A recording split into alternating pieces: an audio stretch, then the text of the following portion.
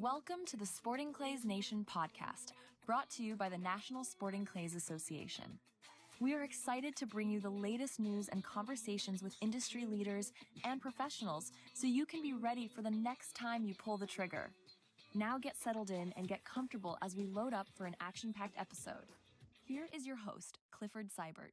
Hello, everyone. Thank you so much for listening to the show. We have a great episode in store for all of you. We'll be talking to two amazing people, husband and wife, Dominic and Megan Grossi. These two are two of the most accomplished shooters in the United States. Dominic is a professional shooting coach and the 2025 North American FITAS champion. Megan is a Lady World FITAS champion and a Lady Sporting Clays national champion.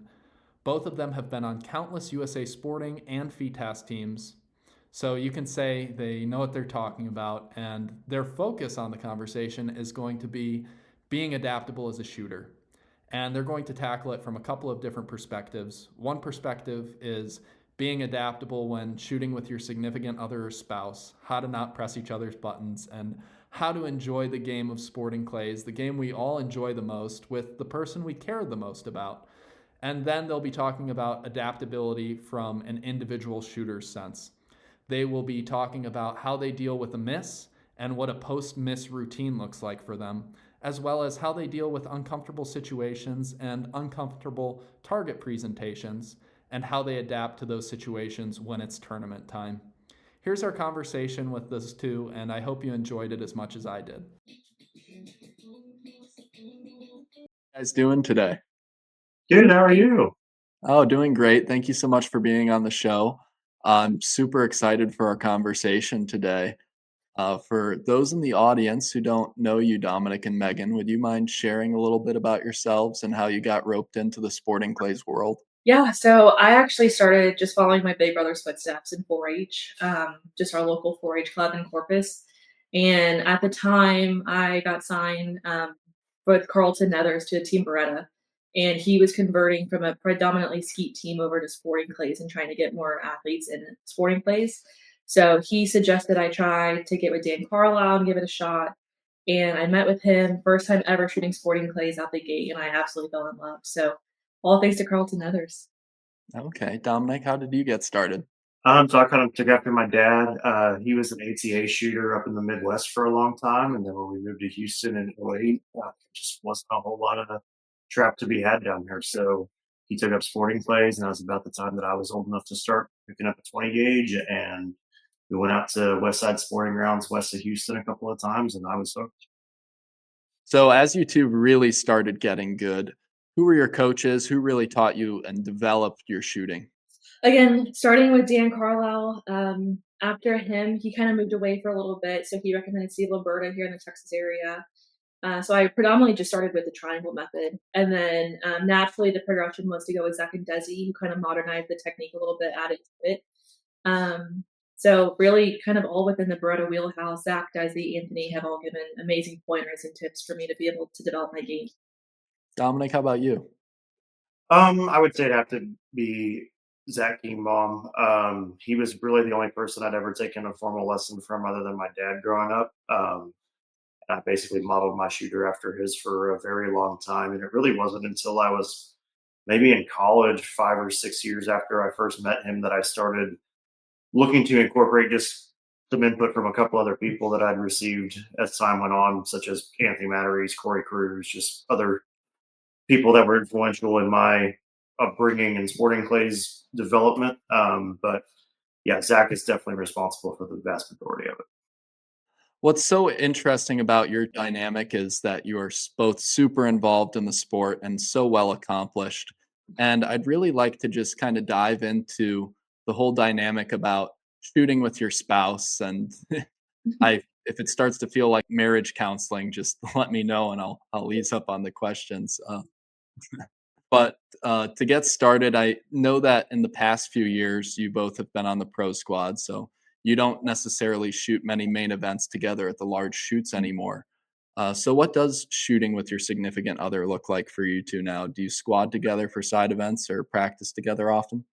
Yeah, so I think predominantly it's trying to shoot where we can together. A lot of our times, I'm a PICU nurse, so I'm either working or getting to hang out at home with Dominic, or at this point, getting to go spend a little bit of time at the range with him. So we try to practice as much as we can together.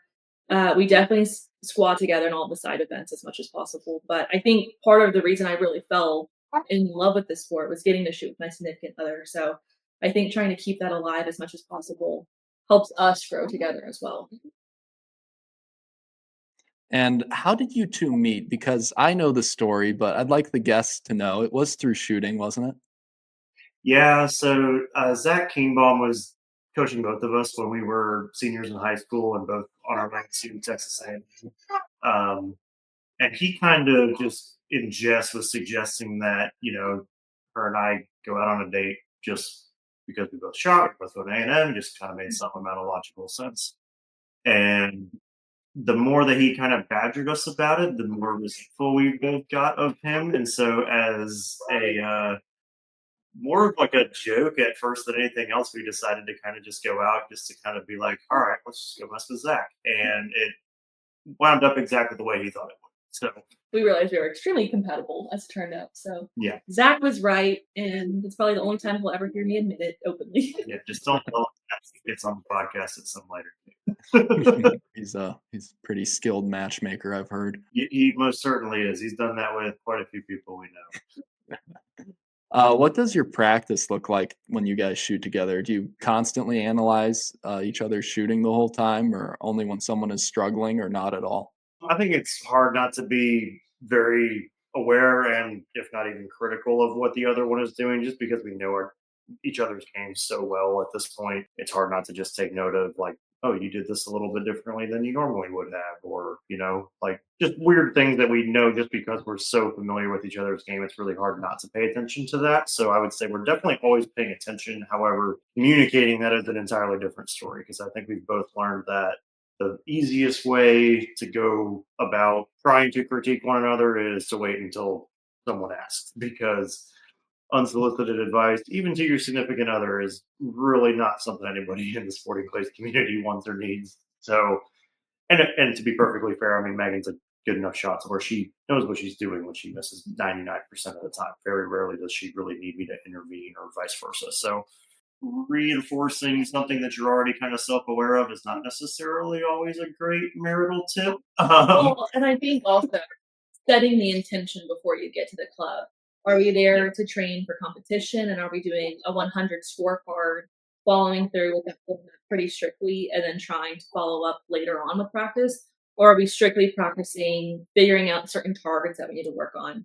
I think over the years, we've kind of figured out what works best for me, at least, is until I ask for help, don't offer it. So once I finally turn around, I've had enough of all the misses. I'm like, okay, can you start to coach me a little bit? And he's always happy to jump right in, but I think I have to ask for it. If you could give shooting advice to other couples in the sport to have them enjoy shooting together as much as you and Megan do, what would you say? Just communicate well ahead of time, whether it's a practice tournament. I mean, be very aware of each other's goals and wants and needs, because every couple's very different, obviously. I mean, some people are perfectly comfortable, being incredibly chatty throughout a round, and other people probably go through their rounds in silence, and that makes them the most happy. I've been both of those people before. It just depends on, where Megan and I, what level we were competing at the time, where we were at in our relationship at the time. It changes and it evolves pretty constantly. So just trying to be aware of both yourself and be respectful to your significant other, and communicating throughout that process. What's your favorite memory of shooting together?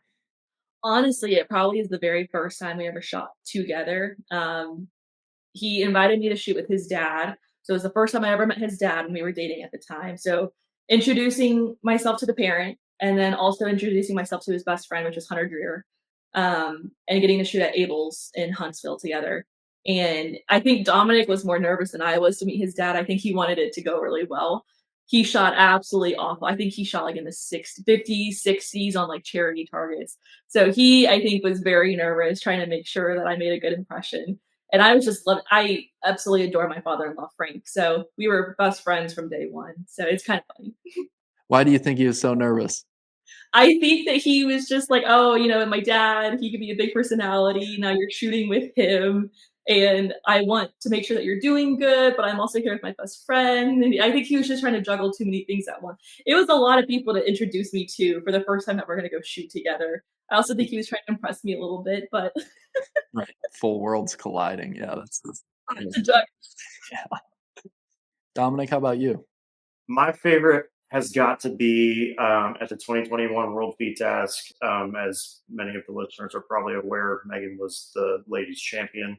I had the pleasure of being like 3 squads behind her, which, for those of y'all that don't know, I mean, World Beat Tasks are typically random squatted. So there's, in all likelihood, a very high chance that Megan and I aren't going to see each other shooting the whole week. We're just going to meet back at the little shooting village or maybe even at the hotel because we could be shooting at completely different times. But I just so happened to be 3 squads behind her. And the last day, there was a little bit of a backup on the parkour that she was finishing on. And as I was walking up to the final peg, she was stepping in the hoop to complete her doubles. And I watched her hit all 4 and knew that, based on what she had been texting me, that those 4 had clinched the title for her. So that for me was one of the coolest things in the world that I was able to see that, because most of the time at a world feed test, if you have 2 people competing, chances are you're not going to get to see one another finish. So the fact that I got to see that and have that be her kind of crowning achievement was pretty darn special. That sounds like a super sweet moment and a very special one. You have both been in contention for winning tournaments at the same time. How do you support one another amidst your own objectives during those rounds? So I think, truthfully, it's been very rare that we've both been in contention at the exact same time at the exact same tournament. Typically, we're going in and one of us is a little bit hotter than the other one. Um, it's kind of interesting because we kind of see how the first day goes, and whoever is typically doing a little bit better, obviously we try to encourage them as best as possible. But for me, it's getting to support him, hear about his round because I don't get to see it myself, and then kind of putting just some questions to the answers, figuring out was there anything that he could have done better, anything that he wished that he had improved on, et cetera, et cetera.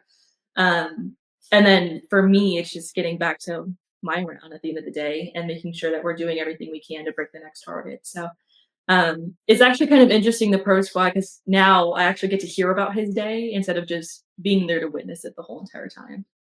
Right. And when the tournament day is over, do you guys find yourself talking about the targets or do you get on with life? Is it time to talk about family and everything else? Or are you guys so involved at the tournament that's what your conversations are mostly going to be? I think that's $1 million question. Dominic can analyze every single target from every single tournament that was ever thrown in history.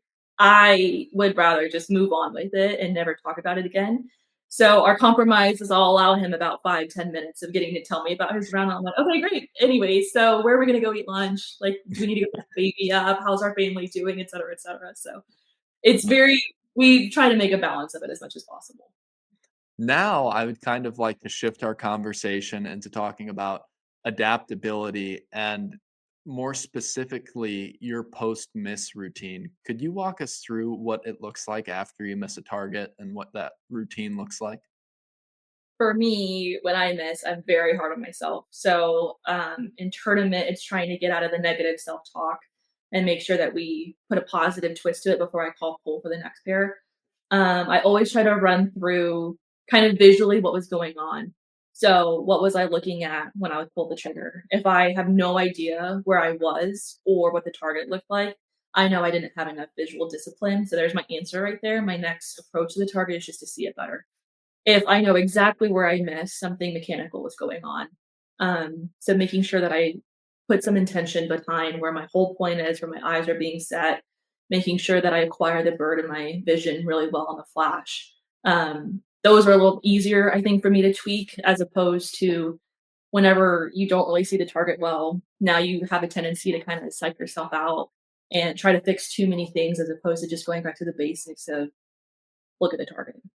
Right. And there's a lot of distractions that can come about missing the target. So I think, like you said, have kind of a diagnostic routine, right? Just helps you kind of stabilize that emotional moment. For sure. Try to get out of the self-talk and then just get back to the game. Dominic, does your process look similar to Megan's? I definitely think it's a lot different. I'm a lot more, I guess, cerebral in that process. Like I can't stop myself from having a lot of thoughts in between pairs. So for me, whether I'm hitting a bird or missing a bird, like I'm going through a self evaluation process that's mostly pertaining to my vision and what I feel I did well with my vision throughout the shot in terms of using my hard focus the best at the break point and then reverse engineering back to where my eye started in the shot. And I'm basically trying to refine that process with every single pair that I shoot, miss or hit, so that as the pairs go on, I'm hopefully, if I'm doing it correctly, sharpening my focus every time and tuning in the timing and the intensity so that I'm using my eyes as best I possibly can by the time I get around to pair 4 or 5 or whatever that final pair is. So it's kind of a continual improvement process for me, that both kind of keeps my mind engaged on something other than just trying to repeat what I did previously, as well as focusing on the visual execution of the shot, which I think is a good distraction for the other subconscious things that, might come up and be bothersome when you're in between pairs or miss a target and may potentially lose confidence. You had an absolutely dominant year at VTask. Do you notice any difference in correcting mistakes between sporting clays and VTask?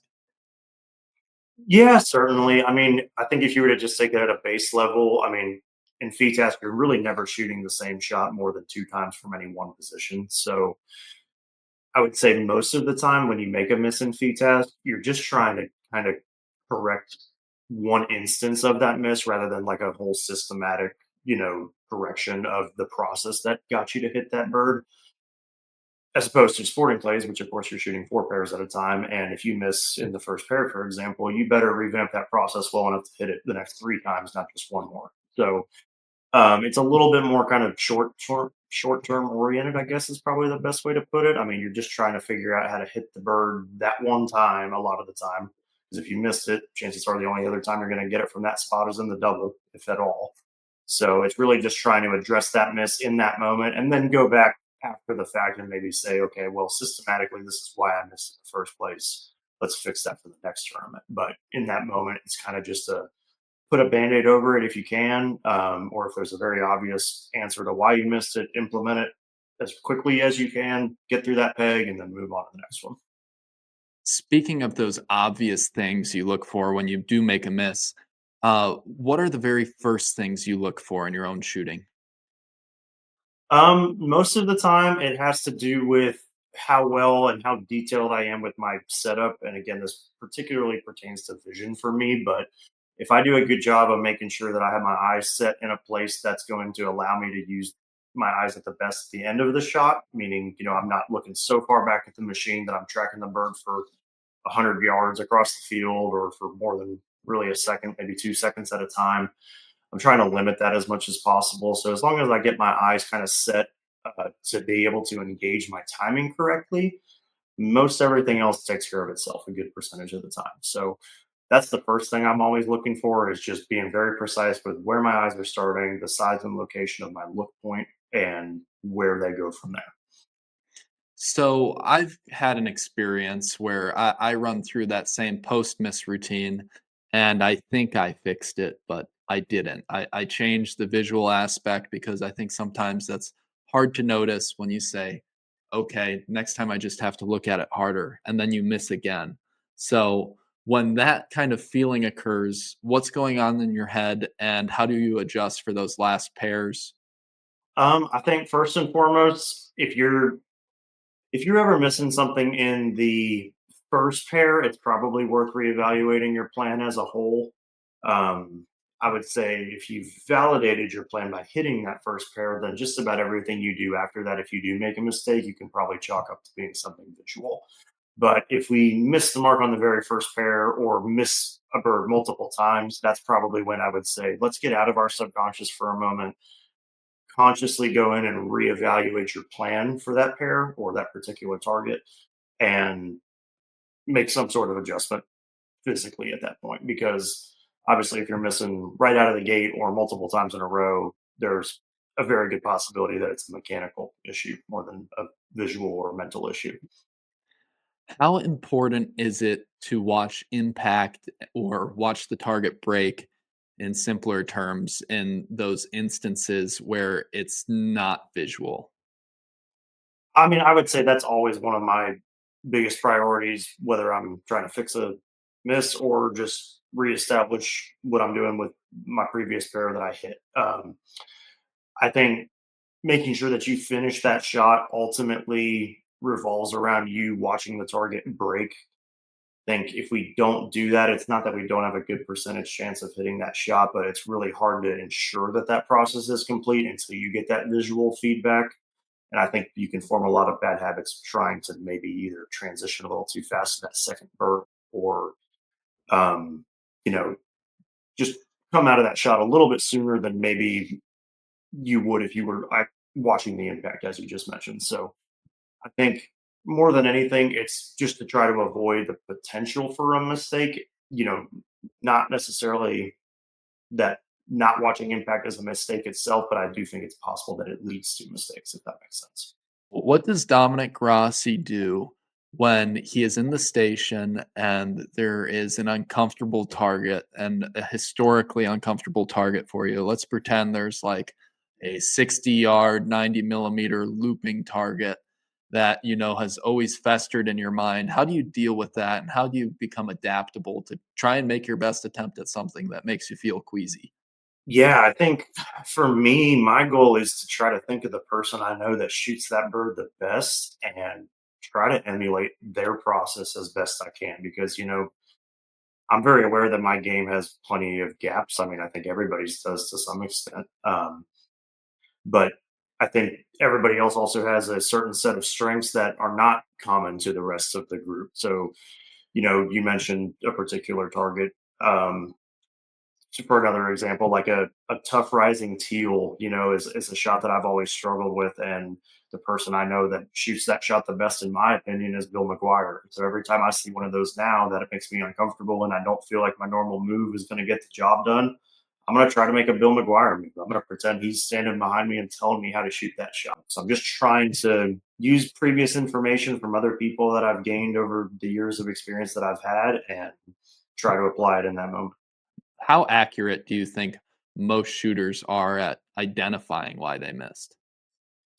At base level, I think a very good percentage of the time, if you can tell where you missed, you can probably tell why, at least to some extent. But I think there's also a deeper layer to that as well. And this is something that I implement pretty often in my coaching. But for example, let's say you miss in front of a target and then you kind of come to the conclusion, well, like my whole point was a little bit too far back and I got beat. So I moved my gun too fast and rushed out in front and missed in front as a result. Well, that's all well and good. I mean, really, what that kind of revolves around is the fact that you had your eyes so far into that trap at that point that you're reading a lot more speed from the origin of the target than exists at the end of the target's flight path when you actually go to break it. So, my personal opinion is that most shooters do a very good job of identifying where and why to an extent, but digging deeper to the root cause of the why is something that personally I take a lot of pride in coaching on pretty frequently because I think it's part of the game that a lot of people don't necessarily have an awareness of because it is hard to be objective about that in your own shooting. Do you think it's a coachable skill to have a student in front of you who is making mistakes and teach them to identify those mistakes in real time? Yeah, absolutely. I mean, we want to build self-sufficient shooters at the end of the day, right? Like if for me as a coach, if I'm trying to coach you to a place where you hit targets only when I'm standing behind you and I'm giving you the diagnosis myself, then I'm not really doing my job. I'm probably just, trying to generate more business for myself, frankly. I'm not interested in building shooters that are only going to hit targets in my presence with my help. I want them to have the ability to recognize what they're doing wrong and then of course go in and change and fix that. So yeah, I do think it's a skill that takes a little bit of time to fully acquire because again, like that deeper root cause of why people miss is something that does elude a lot of shooters and coaches in my opinion. But I think the more time that you spend focusing on trying to identify what goes wrong other than just the obvious of my whole point did XYZ. I missed in this particular place. Like there's almost always going to be a deeper cause and a more systematic, I would say, flaw in the shooter's game than just making as basic of a mistake as missing a whole point by a foot or two. Typically, there's something that is associated with that. That's the true root cause of that issue. How do you handle as a coach those sequencing when there's multiple problems? So let's say the shooter is doing X, Y, and Z wrong. Z is the most incorrect and is probably leading to the most misses. How do you communicate all of those things without overwhelming the shooter? Do you have to do it over multiple lessons? Do you lay it out for them all? What does that look like? I think, to put it in layman's terms, you address the simplest thing first. If there's something very clear and obvious that's more prominent than the other couple of issues, then you just go ahead and knock that one out first. But then I think you kind of just rank them in your own mind in terms of how important it is to them actually succeeding, right? I mean, very often you can address maybe issue X, which is going to help them hit the bird in the short term. But if issues Y and Z are why they're experiencing inconsistency with that type of shot, then that's what I would rather identify. So, we can say, well, look, to hit this bird in the short term, the band aid is to go ahead and make this adjustment. But in reality, what we need to do is make this more systematic change in order to make a more, complete adjustment to not only just this particular presentation, but the way you approach those types of targets as a whole. Because again, that's really, I think, the value in a very good coach is that they're going to not just get you to hit targets on any given day that you're with them, you're going to get them to hit targets the next 3 or 4 times they go out and practice and then build those skills to where they use them every day. So when you talk about short-term fixes and band-aids and then fixing them fundamentally, you revolve that around whether they're going to shoot a tournament or not, or a tournament sooner, versus if they have more practice time available? Absolutely. I mean, it does make sense. I do go back and forth on this. I mean, this is a kind of a trickier question because to some extent, I would say with like a younger student, for example, you might just say, well, the short term, everything that is happening in the next 6 months is really not going to be that relevant by the time you get to the level you're really trying to get to in the next 5 or 6 years. So maybe you just say, well, I don't really care that you have a tournament next month. Like, we're just going to go ahead and try to go ahead and address all these issues and make these changes. But it just depends on the shooter's goals ultimately, because if somebody really wants to shoot well at a particular tournament, it probably doesn't make sense that you go in and try to do some crazy change the week before they go and compete. So at that point, yeah, we might be working with more band-aids. It just depends on the goal of what you're trying to accomplish in that lesson. And I think as long as you communicate with your student and have their needs in mind, you can kind of navigate that pretty easily. What tools or drills can you give them as their coach so they can work through their recurring misses and correct them? So I think first and foremost, I mean, a pre-shot or post-shot plan that's very similar to the one I described for myself, but something that has you evaluating every shot that you make to some extent. Um, Obviously, we don't want to get so caught up in trying to like review targets that you've already shot in a tournament, for example. I've heard a lot of people tell me that they'll go in and they'll do some scorecard analysis after the event. They'll go in and try to, identify where some mistakes happen. But in reality, again, we want this to happen in real time. So I think a system that exists in its simplest form in just a couple of words that you can ask yourself, okay, how well did I do ABC between every pair? Where you can go in and ask yourself that. And if you feel like one of them was maybe lacking, you go and fix that for the next pair. I feel like that's the best way to send them on their way with all of those tools in their toolbox, at least for that given time, right? You might not have every answer to every miss they're going to have, but you're going to try to identify the most common ones and have them go off with the tools that they need to address those. What would you say is the biggest thing you've learned about your own shooting from giving all the lessons that you have given? I think it's really interesting to see how many different approaches really exist because I've coached a number of people that just present with issues that frankly I've never even thought existed before I first encountered them. So let alone had them in my own shooting game. And the more awareness that I have of, the game as a whole, and, you know, the more studying I can do, right? I mean, the better I understand everything that's going on with my students, the better I can navigate these issues if I ever come across them myself. So for me, it's just gaining all those different perspectives. I mean, whether it's, an older gentleman who doesn't have as great an eyesight and maybe doesn't see a bird until a particular spot, which has him, basically forces him to shoot a shot a different way than I would. And then, 3 weeks later, I get a weird rotation with some light coming through the trees and I can't shoot that bird where I think I should. And then I have to make a similar type of decision. So I think, you're just trying to take in every bit of information that you can and not ever get fooled to believe that, you ever really know it all, because I mean, the game's evolving every day.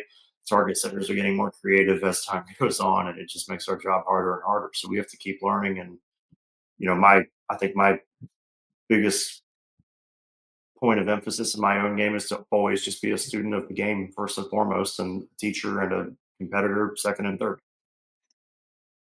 I think in all sports, we see kind of this potentially recurring theme with coaching people, that the students can almost become dependent on their teachers, that they can perform when they're have their coach behind their back because they feel a little bit more confident. They know if they mess up, their coach will help be there to help diagnose what was going wrong with their shooting.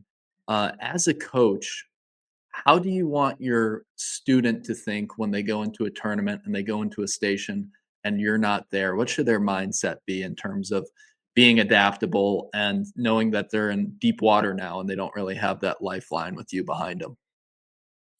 I think first and foremost, I mean, I think if you're not doing enough practice between lessons with your coach to where you feel aware enough of your own game to like get through some self-talk and be able to say like, okay, like again, I made this particular mistake and I know that I'm susceptible to making that mistake based on previous tendencies, like this is how I maybe can fix that. um, Really the only way to do that is to go out and do it by yourself and be part of that diagnostic process without me there as a coach. But I think to answer your question, the best thing I can give one of those shooters is when I am in a lesson with them, I don't ever want to give them my critique right off the bat. I'm almost always going to ask them for their fix, whether that's verbally or just having them shoot until they, make a mistake a couple times or eventually make a correction that works. And then we talk through, okay, well, why did we make that decision? Is that a good decision? Is that a bad decision? Is that a band-aid or is that a, long-term fix? Like then we can go in and actually start to evaluate that process. But I think again, as long as you kind of coach with the mentality that you want them as your students to go out and be able to perform independently of you, I think it shapes the lesson very differently, but it shapes their ability level when they go to compete very differently too. So that way, when they go out and practice, they have their own kind of set of rules that they abide by, that they can identify things with and use that to their advantage when you're not there. Megan, you are a recent national and world champion. Dominic has become a continental FITAS champion and a Texas state champion. If you two could pick one word to describe your ascension from being great to becoming spectacular, what would that word be? Mine is confidence. I think I won the national and the world fee task whenever in the year 21. So I was 22 years old. And I think the major difference there was I was getting to travel more, practice more, see more targets. And with that just came a natural sense of confidence of knowing how to approach every single target, knowing how to compete well, knowing how to finish well. What do you think your confidence builds from? Does it derive from practice or successful competitions, a combination of both? A combination of both. I think for me specifically, it's more practice based. If I know I'm breaking targets really hard in practice, I'm confident in my approach. I troubleshoot very quickly and I maintain a level head. Um, I think it's just easy to get that natural sense of confidence going. Dominic, how about you? If you could pick one word to describe your ascension from being great to becoming spectacular, what would that word be? I would say that I'm like nitpicky. And what I mean by that is, I just am continually looking for ways to get more detail oriented. I'm trying to always learn something from every experience that I have, good, bad, or indifferent. I'm just I'm just always thinking about the game in some way, shape, or form. So for me, like I just am continually trying to find ways that I can gain any marginal advantage or any small improvement as I practice and as I compete. And I think the more in tune with those tiny changes that I make that I am, the better overall competitor I become every day. Dominic, where are you currently teaching out of? So I primarily coach at a Greater Houston Sports Club on the south side of Houston. I travel every once in a while out of the state and coach at some other clubs as a guest coach, but I'm pretty much at Greater Houston 6 days a week, and that's where I conduct about 90% of my lessons, I would say. How can potential students get a hold of you? So you need to go to the Greater Houston website or my own, either of which is going to direct you to the same spot, which is my telephone number. But um, yeah, if anybody's ever in the Houston area, I'd be more than happy to help them out. It's what I love to do. Got it. I'll include all of those resources in the link below. Thank you two so much for being on, and thank you to our very special guest, the newborn Dominic Jr. Thank you for having us, Cliff. It's been an absolute joy. Thank you guys so much. Bye. Sorry, background noise. We're trying to obviously juggle being new parents. I don't think anyone will mind. Bye, little Dom. See you later, buddy. Bye. Thank you so much for listening to the show today. Don't forget to like and subscribe. See you next time.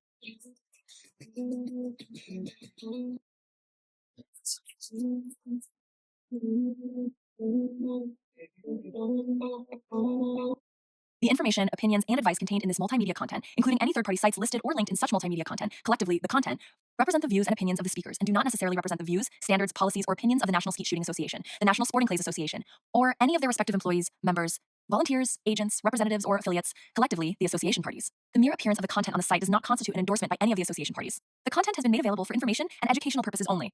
Unless specifically stated otherwise, none of the association parties endorse, approve, recommend, or certify any information, product, process, service, or organization presented or mentioned in the content, and none of the content should be referenced in any way to imply such approval or endorsement. The association parties assume no responsibility for and hereby disclaim any and all liability to any party for any direct, indirect, implied, punitive, special, incidental, or other consequential damages arising directly or indirectly from any adoption or use of the content, which is provided as is and without any warranties. For further clarity, the association parties make no representation or warranty with respect to the accuracy, completeness, applicability, effectiveness, fitness, or completeness of the content, including with respect to their compliance with applicable law.